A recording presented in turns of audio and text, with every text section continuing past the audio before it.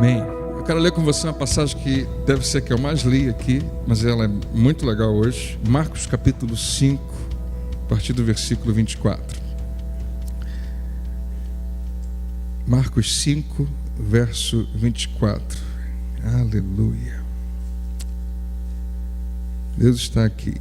Que o Espírito Santo dele nos ajude a enxergar. Marcos 5, 24. Diz assim. A segunda parte do versículo diz assim: uma grande multidão seguia Jesus e o comprimia. E estava ali certa mulher que havia 12 anos vinha sofrendo de uma hemorragia. Ela padecera muito sob o cuidado de vários médicos e gastara tudo o que tinha, mas em vez de melhorar, piorava.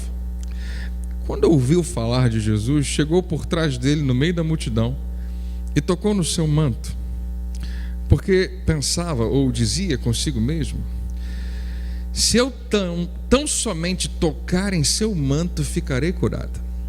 Imediatamente cessou a sua hemorragia e ela sentiu em seu corpo que estava livre do seu sofrimento. No mesmo instante, Jesus percebeu que dele havia saído poder. Virou-se para a multidão e perguntou: quem tocou em meu manto? Responderam os seus discípulos: vês a multidão aglomerada ao teu redor e ainda perguntas: quem tocou em mim? Em outras palavras, tem tanta gente ao seu redor, Jesus, aparentemente todo mundo esbarra, todo mundo toca.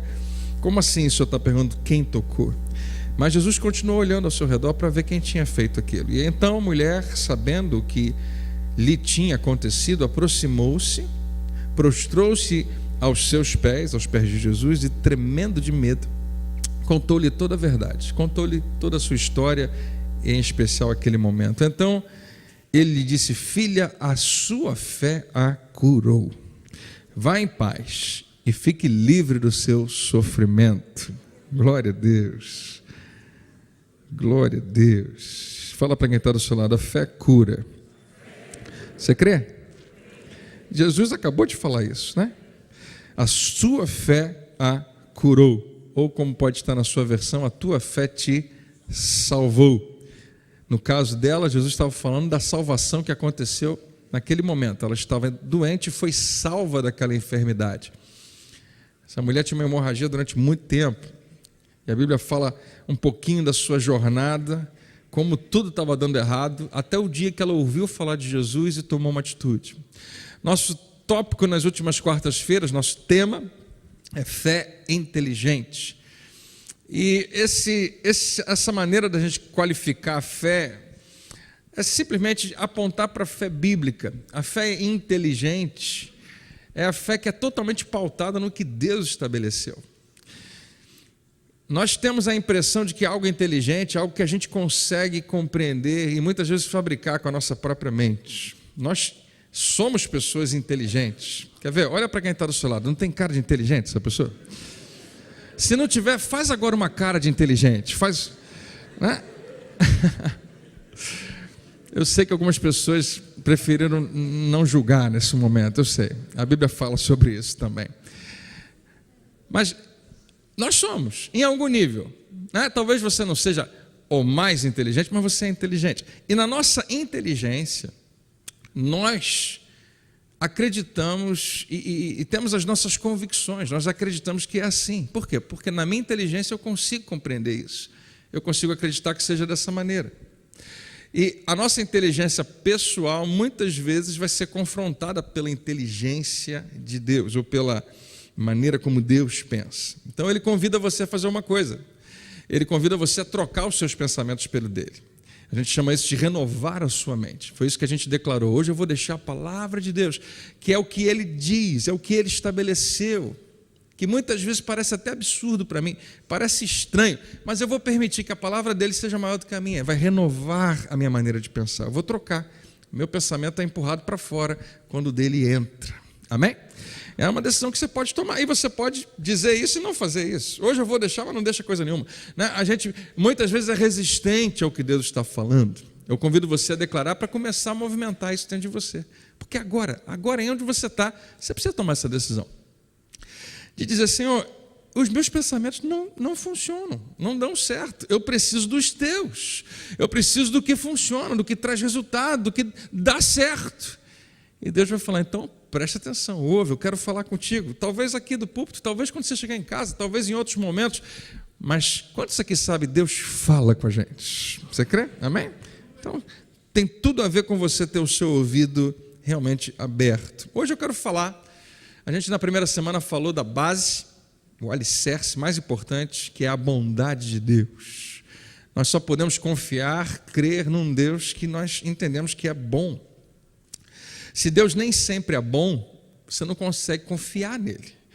Se ele não é firme na sua postura, nos seus atributos, nós não conseguimos achá-lo fiel, porque hoje é uma coisa, amanhã é outra. Esse é um dos parâmetros da infidelidade, que às vezes a gente nem percebe. Eu sou infiel quando eu sou de um jeito hoje, completamente diferente amanhã. Eu sou volúvel. Hoje eu sou de um jeito, você pode confiar em mim. Amanhã eu não sei, eu posso ser diferente.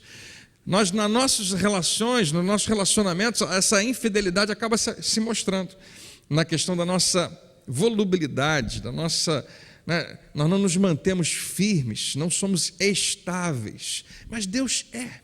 Ele estabeleceu algo desde o início e nunca precisou mudar nada. O que ele falou está estabelecido para sempre. O que ele disse não muda. Quem ele é não muda. Então, Deus não é um dia bom e outro nem tanto. E aqui cabe um parênteses. Deus não está irado com você um dia e te ama no outro dia. Deus não está chateado com você hoje, mas amanhã, se você fizer algo bom, ele faz, né, as pazes com você, fica de bem. Não. Até porque o que quer que você tenha feito para achar que Deus está chateado com você, não pegou ele de surpresa, ele já sabia que você ia fazer. E ele já tinha tomado uma decisão antes de você fazer, seja o que for, e eu também, que ia te amar com um amor tão grande, tão profundo, tão comprometido, tão eterno, que ia pagar o maior preço que existe para conquistar você para ele.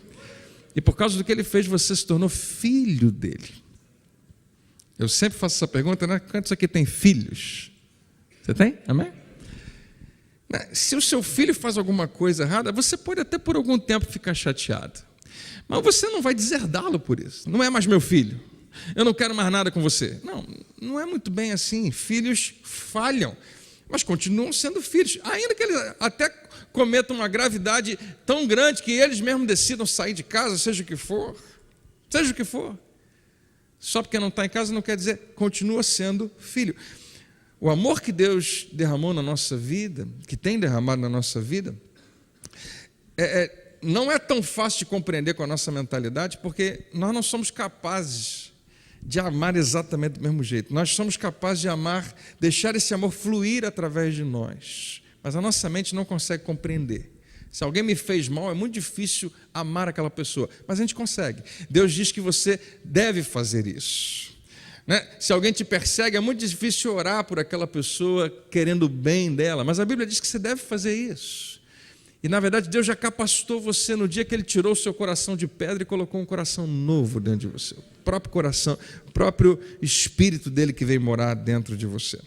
Na segunda semana, a gente começou a falar do fluxo que a fé começa a ter na nossa vida. Como ela vem, e a gente gastou um tempinho falando sobre isso, não tem um segundo caminho. A fé vem pelo ouvir, e isso é uma das coisas mais importantes que você vai fazer na sua vida.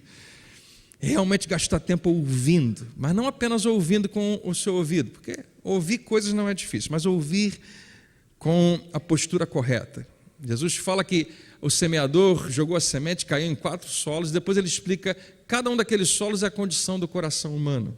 E para todos eles ele fala, todos ouviram. O que foi semeado à beira do caminho foram os que ouviram. Aí acontece alguma coisa. O que foi semeado nos espinhos foram aqueles que ouviram.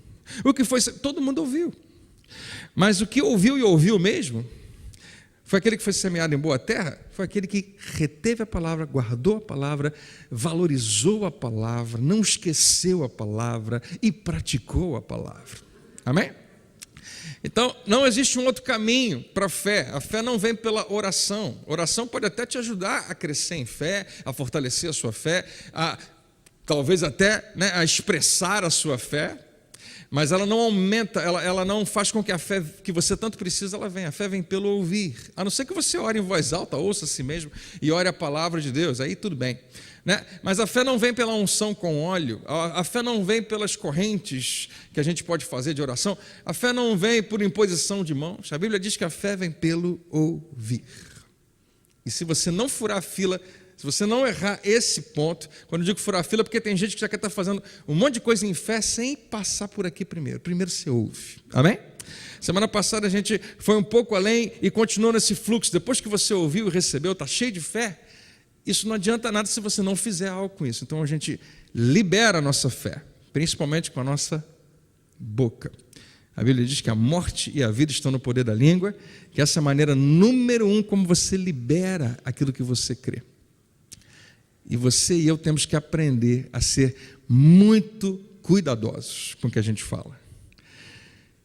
E todo dia, talvez, né, enquanto a gente estava aqui louvando a Deus, eu pensei nisso. Talvez há pessoas que estão aqui hoje precisando de uma resposta, porque estão num momento muito complicado. Aconteceu alguma coisa, ou está acontecendo, ou já não para de acontecer há meses, semanas, anos, sei lá, e você está vivendo uma crise, eu preciso de solução. Examine o que você tem falado. Porque, em geral, a gente é levado a falar o que a gente está sentindo. A gente é levado a falar o que está acontecendo, é o fato. Qual o problema, pastor? É o que está acontecendo, todo mundo está vendo, é o fato. A Bíblia te desafia a fazer diferente. Nós não andamos por vista, mas andamos pelo que nós cremos, andamos por fé. Então, a sua boca não pode estar separada disso. Você não abre a boca e declara só o que você vê, o que você sente. Para o que você vê e o que você sente, muitas vezes você tem que fechar a boca. A Bíblia fala exatamente sobre esse gesto. Põe a mão na boca, não deixa qualquer palavra sair.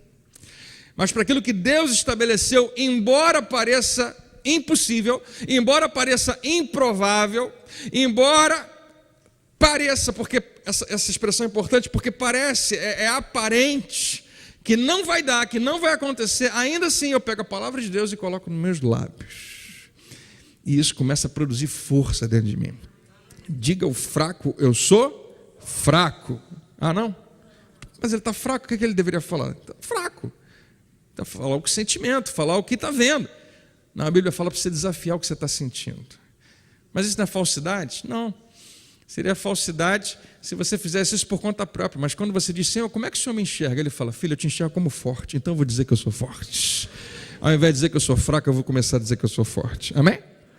Hoje, eu quero falar com você sobre o que se encontra no meio do caminho. A gente está falando de um fluxo. Eu recebi fé.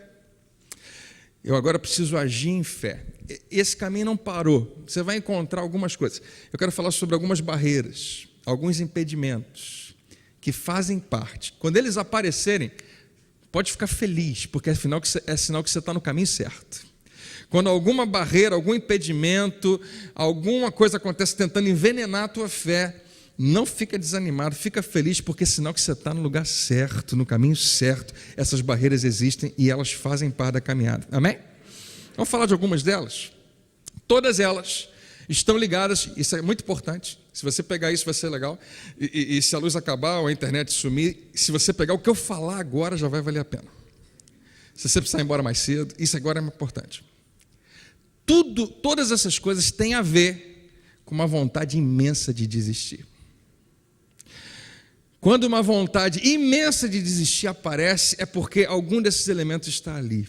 A gente percebe que a gente começou crendo, mas não está fácil continuar crendo. Faz parte da jornada. Se você vai ter uma grande vitória, isso tem que acontecer. Impedimentos vão aparecer. Quem está comigo aqui, diga amém. Vou falar de 6. Primeiro, tempo. Todos eles têm a ver, como eu disse para você, com vontade de desistir. Tem a ver com pessimismo e incredulidade. Pessimismo é incredulidade. Você conhece alguém que é pessimista? Quantos estão sentados agora do lado? Não precisa não.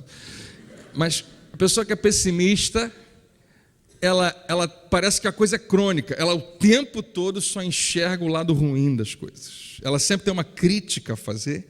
Ela sempre acredita no pior. Ela acha que o que poderia dar certo tem tudo para dar errado. É o pessimista. Agora, muitas vezes não é que nós somos pessimistas, mas nós ficamos pessimistas.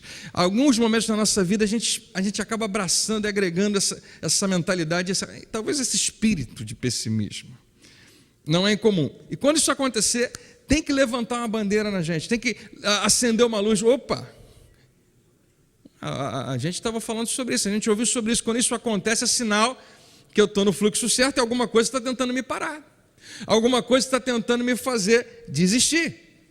Primeiro, tempo. Diga tempo. Tempo é a primeira grande prova daqueles que vão andar em fé. Tempo nos prova o tempo todo, né?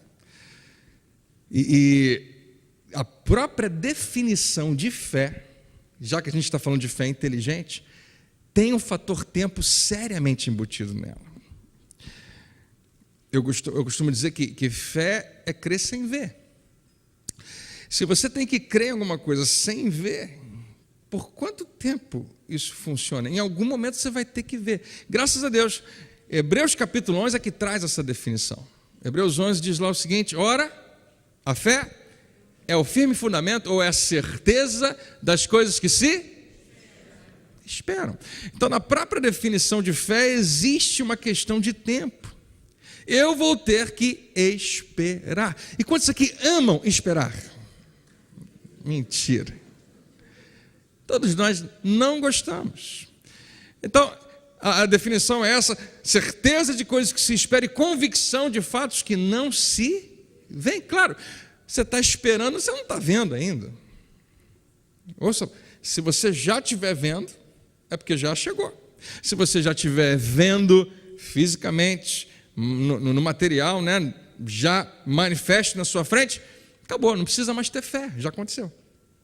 Mas é justamente quando você ainda não está vendo e você está esperando, essa é a hora de crer. Existe uma expressão que ficou caracterizada por causa de Tomé na Bíblia, mas que é usada o tempo todo: eu só acredito vendo. Isso eu acho que o Silvio Santos falava, né? E a plateia toda de paulistas falou: só acredito vendo, né? Eles falavam assim, vendo. Alguns de nós abraçou isso, e a gente crê que é assim. Não, eu só acredito se eu vir, igualzinho Tomé. Então, se você já estiver vendo, você não precisa mais acreditar, né? Já está ali, você está atrasado na sua crença. A fé é certeza de coisas que eu ainda não estou vendo. Quando eu falo ainda, é porque vai ter que ter um momento em que aquilo vai se manifestar. E basta você olhar para a sua Bíblia e seguir os grandes feitos que Deus realizou através de homens simples como eu e você, através de mulheres simples como você, que todas tiveram essa questão, teve que esperar. E o problema de esperar é que é totalmente avesso à nossa carne, ninguém gosta de esperar. Você sabia que essa é uma questão muito maior do que você pensa? Porque não existe ninguém maior do que o nosso Senhor Jesus Cristo, amém, queridos? Ele é a exemplificação de tudo que nós temos que ser. Você lembra como é que Jesus foi tentado por Satanás? Você lembra das tentações? Você percebeu que todas elas tinham a ver com o tempo? Todas elas tinham a ver com resolver um problema agora e não precisar esperar mais? Será que isso não chama a nossa atenção? Nas 3 vezes que o diabo, lá no deserto, em outros momentos talvez algo semelhante tenha acontecido, mas lá no deserto, Jesus está 40 dias em jejum, a Bíblia diz que ele está com fome. Claro, né? 40 dias sem comer. E o Satanás fala: vamos resolver isso agora. Se você é filho de Deus, pega essas pedras aí e transforma elas em pães. E Satanás sabia que Jesus tinha todo o poder, o Espírito Santo estava sobre ele. Ele podia fazer milagres, ele podia multiplicar pães. Por que ele não poderia transformar pedras em pães? Jesus poderia pensar, porque a tentação é real, poderia ter realmente se inclinado para essa direção e pensado assim: eu realmente sou filho de Deus. E filho de Deus não é só um título, é muito poder envolvido, investido ali. Eu posso resolver o meu problema agora. Mas ele fala: não. Aleluia. Depois Satanás fala: olha só, se você se jogar daqui de cima, levar ele para um lugar alto, todo mundo que está lá embaixo vai saber que você realmente é o Messias. Se você se lançar daqui, você pode ter certeza que você não vai morrer, porque está escrito. E quando o diabo cita a Bíblia para você, fica preocupado. Né? Tem coisa aí. Está escrito que aos seus anjos dará ordem a teu respeito. Jesus fala, também está escrito. Diga comigo, também. Nós temos que lembrar o que está escrito e temos que lembrar de usar essa expressão. Também está escrito, não tentarás o Senhor teu Deus. Não sou eu que faço as coisas acontecer. Mas o diabo está ali dizendo, mas você pode resolver agora. Não. Eu vou esperar o tempo que Deus estabeleceu. Por fim, ele fala, então vamos resolver isso de uma vez. E ele mostra tudo que existe, todos os reinos, todas as pessoas, que Jesus queria tanto conquistar, queria tanto influenciar, queria ser realmente o Senhor da vida deles. Satanás fala, eu tomo conta disso tudo, e eu te dou tudo, se você se prostrar e me adorar. Ou seja, você não precisa mais fazer nada, não precisa ensinar, não precisa pregar, não precisa curar, não precisa se sacrificar e morrer. Não foi profetizado que você vai ser rei dos reis e senhor dos senhores? Estou te dando agora. Você se torna rei dos reis agora, senhor dos senhores agora. Tudo isso eu vou te dar. Quer resolver agora? E em geral eu e você dizemos, eu quero tudo agora. Quando a nossa carne quer alguma coisa, quer para ontem, quer urgente. Quantas coisas você já comprou e se arrependeu por causa disso? Quantas decisões você já tomou e pensou, por que eu fiz aquilo? Porque eu queria agora. E se você realmente vai andar em fé experimental que Deus tem para você, você vai ser provado na questão do tempo. Nosso exemplo é Noé. Noé teve que esperar um longo tempo, construção da sua arca, seja o tempo. Aliás, se você ler lá, a gente não sabe se exatamente quanto tempo foi. Alguém diz que foi 120 anos, mas não tem essa evidência lá. Mas Noé teve que esperar, foi um longo tempo. E a Bíblia diz que não tinha caído chuva ainda sobre a terra. Como é que você acredita que realmente as coisas vão acontecer se o tempo passa? Abraão, outro exemplo, Deus prometeu um filho. José, Deus deu um sonho para ele. A questão do tempo está toda ali envolvida. O segundo elemento que é uma barreira na nossa vida é a própria condição do que você precisa que aconteça. Eu vou dar o nome de estagnação ou piora. Quando você precisa de uma solução. Às vezes, eu costumo dizer que os nossos grandes 3 maiores problemas é enfermidade, doença, dinheiro e problemas na família. A maioria de nós, em algum momento, experimenta esses ou os 3 de uma vez, né? Deus nos livre disso, mas, às vezes, um deles. Mas, sabe que uma coisa que eu deixo de citar? Às vezes você precisa de uma definição. Eu só precisava definir a minha vida e aquela pessoa nunca me dá uma resposta. E aquela pessoa que diz que vai me arrumar um emprego, toda hora que eu falo com ela, ela fala, não, semana que vem eu te ligo. E aquela questão assim, não se define, meu Deus, como é que vai ser? Como é que eu consigo sobreviver a isso? Quando a coisa está estagnada, não anda. Pastor, eu acredito que Deus cura, mas eu já estou assim há muito tempo. Está estagnado. Ou então pior, a gente estava lendo o texto dessa mulher. Ela realmente sofreu a questão do tempo. A Bíblia fala de 12 anos.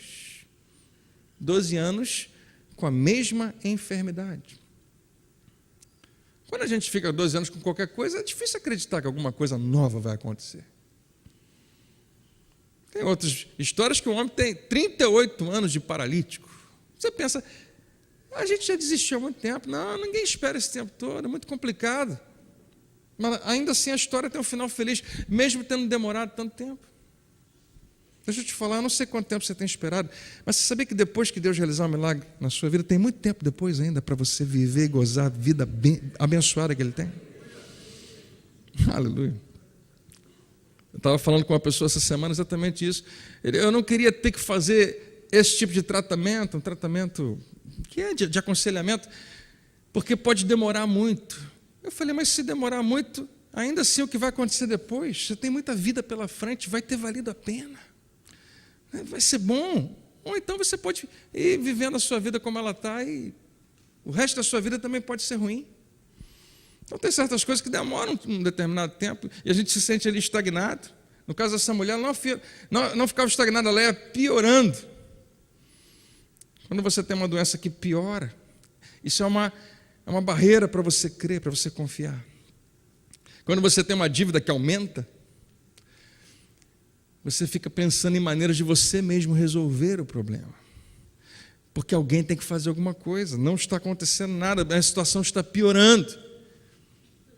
É o caso dessa mulher, a situação dela só piorava.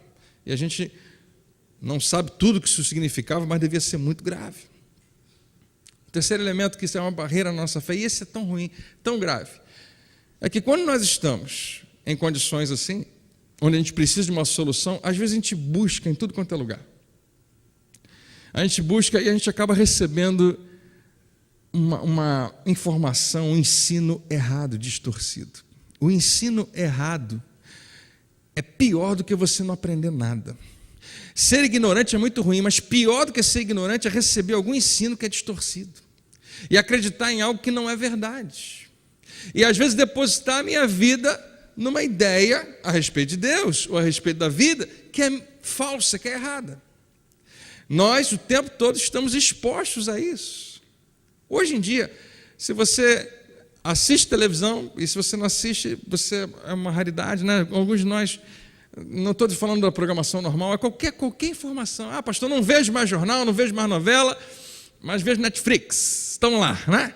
Ou então, vejo lá uns vídeos no YouTube, você está recebendo alguma informação. Se você está na internet, e se você está na internet, na rede social, que a grande maioria das pessoas no país está, elas têm uma opinião a dar a respeito do que está sendo falado.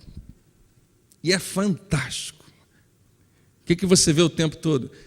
Que a maioria de nós tem convicções tão fortes a respeito de coisas que estão erradas. E a gente fala com muita convicção. É assim, é desse jeito. E não é. E muitas vezes não é fácil se dobrar e acreditar que não é, mas frequentemente isso acontece. Quando alguém chega para você e fala com convicção, a sua tendência é acreditar. Não é? Não sei se eu já falei aqui para vocês que eu jogo vôlei na praia. Já devo ter mencionado. Hoje aconteceu um episódio de manhã cedo, a gente estava jogando, e no outro time, a gente sempre tem uma briga por causa do placar. E eu estou contando lá o placar normal, eu sou um daqueles que conta, que é uma péssima ideia, mas eu faço isso. E eu falei o placar, por exemplo, 5-5.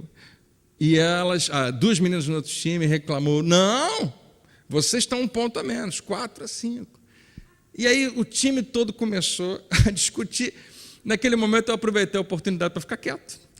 Né? Abaixei a minha cabeça e falei, tá bom, é só 1 ponto, a gente consegue, nosso time é muito melhor, a gente ganha fácil, né? Eu gosto de levantar a moral do time, mas na discussão continua.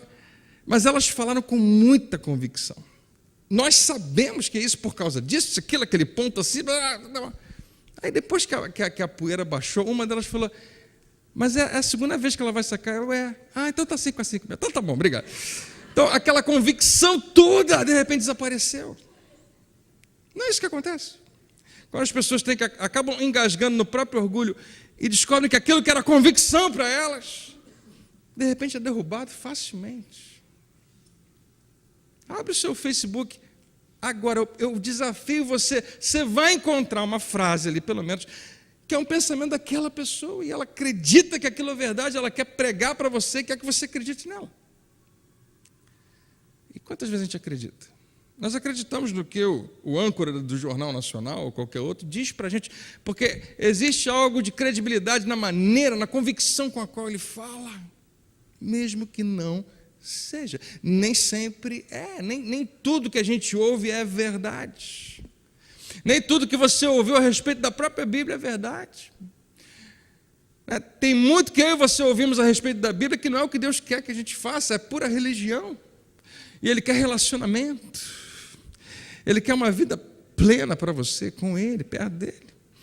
E às vezes a gente, tantas vezes distorce. Então, o que é uma barreira para a minha fé? Quando eu tenho ensinamento errado. Essa mulher, ela procurou todo tipo de médico para resolver. Um não dava certo, vamos tentar o outro. Não deu certo, vamos na macumba, de repente resolve. Não deu certo, vamos no curandeiro fulano de tal. Não, vamos naquela reuniãozinha que está acontecendo. Não funcionou, vou fazer a corrente e tal. Nada está dando certo. Mas no meio da minha caminhada, imagina, esse tratamento agora vai dar certo, e não dava. O que isso faz com você? Quando você deposita confiança, diz, esse vai funcionar, agora vai, e não foi. Isso pega você e tira o teu chão, você pensa, meu Deus, eu achei que agora ia, e não foi. E se isso aconteceu com você, ou estiver acontecendo com você, não desanime, faz parte dessa jornada. São barreiras, e barreiras podem nos embarrear, ou então nós podemos sobrepô-las. Barreiras podem ser o final da sua jornada, ou então você pode quebrar e continuar. Alguém diz amém? Amém. A quinta e penúltima, não, estou na quarta e agora eu preciso correr. Autoimagem. Depois que você conseguiu vencer o tempo, a estagnação e os ensinos errados, agora você tem que descobrir quem você é. A maneira como você se vê faz toda a diferença. A maneira como você se enxerga. Nós temos uma dificuldade imensa de acreditar em nós mesmos. É uma das coisas mais difíceis. Autoestima, ou como eu coloquei, autoimagem, eu sei que são duas expressões distintas. A maneira como você se vê, a maneira como você se enxerga, ela não é só você, não. Todo mundo é muito parecido com você em relação a isso. Nós sabemos melhor do que todo mundo quem nós somos, então a gente se avalia muito bem. A gente fala, eu sou péssimo nisso, naquilo outro. Você se olha no espelho de manhã e você é lembrado lá no seu inconsciente, está escondidinho, e você fala assim, todo mundo vê uma coisa, mas eu sei quem eu sou de verdade. Eu sei das minhas falhas, das minhas fraquezas, dos meus erros, tem um monte de coisa que eu não quero que ninguém nunca saiba, mas quando eu olho no espelho eu sou confrontado com aquela pessoa que eu sei quem é. E a minha autoimagem, a maneira como eu me enxergo, em geral, me desqualifica. Eu acho que me desqualifica. Como é que Deus pode realmente fazer alguma coisa por alguém assim? Mesmo que você seja ótimo. Pessoa que acredita que merece alguma coisa de Deus, acredita numa grande mentira, não merece nada por si só. Mas se você acredita que você merece por causa de Cristo, você está sendo humilde, você não está sendo orgulhoso, você está se dobrando ao que Deus declarou a seu respeito. A sua autoimagem precisa ser construída na imagem do Filho de Deus. Quem você é não interessa tanto com quem você é nele. Você lembra que eu sempre falo para você, você tem uma visão a teu respeito, as pessoas têm uma visão a teu respeito, mas o que interessa é a visão que Deus tem a teu respeito. O que nos leva ao quinto ponto, as pessoas também têm uma voz, as pessoas têm algo para falar com a gente. Estou falando de barreiras. No caso dessa mulher, uma mulher com um fluxo de sangue, uma mulher com uma hemorragia, ao sair da sua casa, ela já estava infringindo uma lei. Ela não poderia estar na cidade, ela teria que ficar ou dentro de casa ou fora do arraial, fora da cidade. Ela não poderia andar nas ruas, ela era considerada com uma doença que não poderia ter contato com ninguém. E embora, às vezes as pessoas nem sabiam se aquilo é contagioso ou não, mas não pode. Ela deveria ficar reclusa. Então ela já tinha, quando botou um pé para fora de casa, uma resistência do preconceito que as pessoas têm. A timidez dela aumentava, com certeza. A maneira como ela se enxergava tinha tudo a ver com a maneira como as pessoas me enxergam. Então é muito difícil fazer essa caminhada sabendo que eu vou ser julgado, criticado, que o tempo todo vai ter alguém olhando para mim e me reprovando. Pessoas, dependendo de quem forem, as pessoas que rodeiam a sua vida podem ser uma grande bênção. Frequentemente, pessoas são uma barreira. Frequentemente. No caso dessa mulher, uma barreira física apareceu. Ela não conseguia chegar até Jesus de tanta gente que tinha. Talvez para exemplificar melhor para a gente, pessoas que são maravilhosas, que nós devemos amar, que Jesus diz que nós devemos conquistar, que nós devemos influenciar, frequentemente são barreiras. Lembra que eu falei para você agora há pouco? Todo mundo tem uma opinião, todo mundo tem uma voz. E em geral as pessoas têm a voz que o mundo tem, elas falam o que elas sentem, elas falam o que elas pensam, elas falam de você o que ela acha. Então, se essa mulher no meio do caminho encontrou alguém que ela conhecia, o que você está fazendo aqui? Estou indo ver Jesus. Para quê? Não, porque eu vou ser curada hoje. Que curada, filho? Você já tentou de tudo, volta para casa. Não vai dar certo. Você sabe o que você está fazendo? Você está se expondo, olha aí, você está sangrando. Quando você fica de pé e anda, sangra mais, você vai acabar morrendo aqui no meio da rua. Não faz isso, não. Ou então, nessa ela conseguiu e encontrou com alguém que ela não via há muito tempo. Fulana, eu não vejo você há 2 anos. E aí vem aquela frase fantástica: como é que você está se sentindo? Eu não vivo pelo que eu sinto, eu vivo pelo que eu creio. Se eu for falar do que eu estou sentindo, é ali que terminou a minha fé. Quem está acordado aí, diga amém. Se eu for falar do que eu estou sentindo, se é esse que vai ser o meu papo com você, eu não tenho mais como tratar da minha fé, eu não tenho mais como trabalhar isso, porque o que eu estou sentindo, em geral, está apontando para o inverso do que Deus estabeleceu. Deus falou, vai ser assim, mas eu não estou sentindo. Então tá, filho, faz o que você está sentindo, mas eu continuo dizendo que vai ser assim. E se você se alinhar ao que eu estou dizendo, vai ser assim. Pessoas são maravilhosas, mas o que elas dizem, em geral, a gente acaba ouvindo. A Bíblia fala que Davi tem um momento sensacional na presença de Deus, dançando, que é uma coisa que é um louvor muito grande. A esposa dele, Mical, olha ele, quando ele chega em casa, ela faz uma crítica severa e fala, você é um rei, como é que você se expõe dessa maneira? Não é nada melhor do que a esposa ou o marido para serem críticos, né? E muitas vezes a gente absorve aquilo e aquilo se transforma numa ferida, numa mágoa. Poxa, eu não esperava. Davi estava imbuído do Espírito Santo, ele fala, olha, se for para louvar o meu Deus, eu posso me tornar ainda mais desprezível, eu não quero nem saber. Não me importa realmente. E esse é um dos poucos que pode falar, estou nem aí para o que as pessoas estão falando. Em geral, a gente não está nessa categoria, mas ele podia falar, realmente ele não estava nem aí. Eu vou fazer a vontade do meu Deus. Amém? O próprio Senhor Jesus era o tempo todo criticado pelos fariseus. Você não pode fazer isso sábado. Você está pregando na verdade e está enganando as pessoas. Eu estou fazendo o que o Pai me mandou fazer. Na própria terra dele, em Marcos capítulo 6, você vê lá um exemplo de que ele está pregando, as pessoas estão criticando ele. Mas você não é aquele Jesus que andava aqui com a gente? A Bíblia fala, ele não pôde fazer muitos milagres ali, por causa da incredulidade. Versículo 6, admirou-se da incredulidade deles.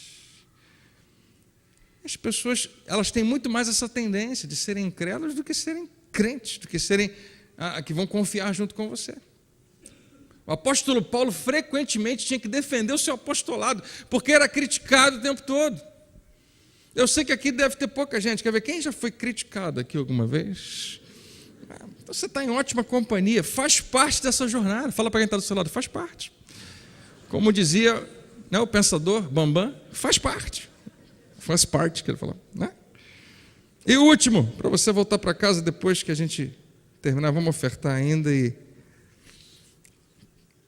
passividade. Passividade. Pastor, mas como é que... Porque eu tenho que esperar, tem uma prova do tempo. O que eu faço nesse tempo? A Bíblia diz que Abraão louvava a Deus, glorificava a Deus. Ele não era passivo. Ele não era simplesmente uma vítima do que estava acontecendo. Deus me prometeu uma coisa, mas não aconteceu ainda. O que eu posso fazer? A minha carne tem vontade de reclamar, de questionar e de dizer, Deus não é Deus coisa nenhuma, cadê Deus na minha vida?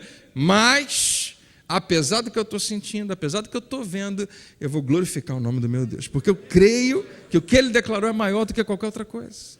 Você está maluco, Abraão? Você não tem nenhum filho, você está esperando isso há mais de 20 anos. Mas é isso que eu vou fazer, essa é uma decisão minha. Eu vou glorificar o nome do meu Deus. Se a coisa estiver estagnada ou piorando, como é que eu não vou ficar passivo? O que eu faço no meio disso? Eu fico firme. Aliás, se a coisa estiver piorando, é hora de você meter a cara na palavra 2 vezes mais do que você já faz. E deixar que ela seja a maior inspiração da sua vida. Amém? Ensinos errados, se eles entraram na sua vida, foi por causa de passividade. Como é que você é ativo contra ensinos errados? Seja quem for, pastor André, qualquer outro pastor, principalmente se você estiver assistindo televisão e rádio, e alguém estiver pregando alguma coisa, vai lá na palavra e diz: isso faz sentido, isso confirma com que quem é Jesus, com o ministério dele, com a postura dele, com a representação do Pai no Novo Testamento, estou de acordo. Se alguém quiser começar a pregar legalismo para você, você tem que começar a abrir os olhos. A gente vai falar sobre isso alguns meses à frente, quando eu vou falar como é que Paulo ficou irritado com esse negócio. Ensino errado se tornar algo que a gente ouve e muitas vezes abraça. Autoimagem e as pessoas, como é que eu sou passivo? Eu posso ser ativo e não passivo. Essa mulher enfrentou um monte de obstáculos para chegar até Jesus. Preconceito, timidez, o próprio negócio que piorava, o seu sangramento. Ter que fazer aquela caminhada era muito difícil. Chegar lá tinha um monte de gente. Você consegue imaginar que alguém quebra todos esses obstáculos para chegar até Jesus e pensa bem: será que eu devo tocar mesmo? Não sei. Essa mulher já tinha quebrado todos os protocolos. De passiva ela não tinha nada. Mas você sabia que muitos de nós fazemos isso? A gente consegue às vezes esperar. A gente consegue muitas vezes vencer algumas outras provas. Mas na hora de agir em fé, porque tem uma hora que Deus vai falar para você fazer alguma coisa. Muitas vezes a gente fala: mas eu esperei até agora, eu vou deixar que o Senhor faça. Não, agora é a hora de você fazer. Abra a sua boca e declare isso. Faça isso por aquela pessoa. Ajude alguém. Muitas vezes essa é a semente que dá fruto na nossa vida, quando eu semeio na vida de outra pessoa. E tantas outras coisas. Não seja passivo. Deixa eu colocar melhor. Passividade é você ver que alguma coisa está acontecendo. E você sabe que tem que fazer alguma coisa, que Deus está te dirigindo, e ainda assim você não faz. Passividade é você perceber que algo está acontecendo e você deveria se levantar e não se levantou. Passividade é o que Adão fez com Eva, quando a serpente apareceu naquele jardim.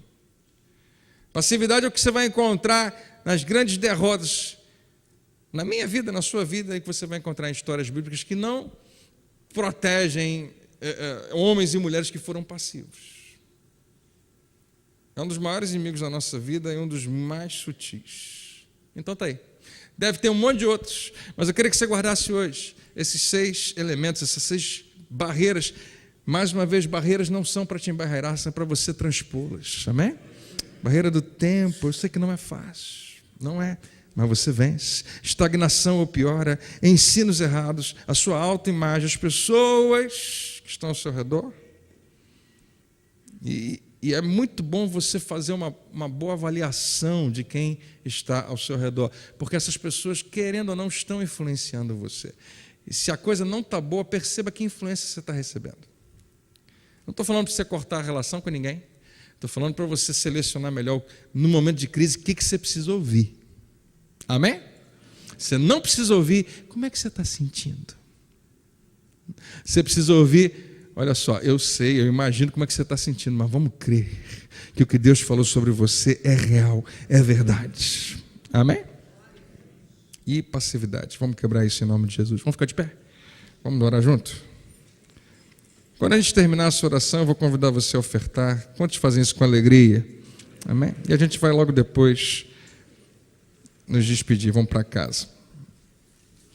Todo culto aqui na igreja a gente pergunta quem está nos visitando pela primeira vez. Deve ter gente aqui que está pela primeira vez. Hoje, eu quero dizer para você, e não é muito o que a gente faz assim, mas eu estou tão animado assim com o que Deus está fazendo nessa noite. A gente começou louvando a Deus e eu creio que o Espírito Santo está enchendo esse lugar. E logo em seguida eu precisava colocar isso para você. Por quê? Eu acho que tem coisas que Deus está esperando que aconteça, ou seja, Ele já colocou tudo no lugar certo para que aconteça na sua vida, mas você não enxergou que o que está na sua frente são barreiras. Nós confundimos barreiras com o fim da jornada. Só porque é uma barreira não significa que é o final. Pode ter, nesse momento, um bloqueio entre você e o que você tanto queria, e o que você tanto esperava, e o que você acredita que Deus tem para você. E Deus quer tirar a máscara disso. Deus quer tirar a impressão que você está tendo de que aquilo ali vai ser assim para sempre. É o final. É essa história e acabou. Não tem mais jeito. É só um obstáculo. Faz parte. Vai ficar para trás. Você vai passar por ele em nome de Jesus. Deus queria que você lembrasse disso, eu penso, e confiasse no que Ele falou para você.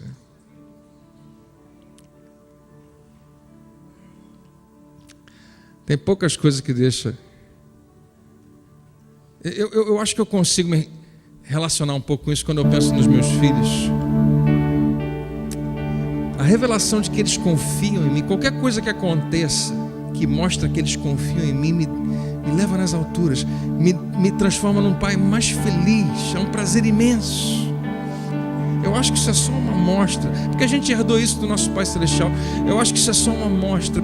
Nada agrada tanto a Deus quando uma mulher, quando um homem, no meio de um profundo abismo, olha para cima e fala: eu continuo confiando em Ti, Senhor, e eu não abro mão disso.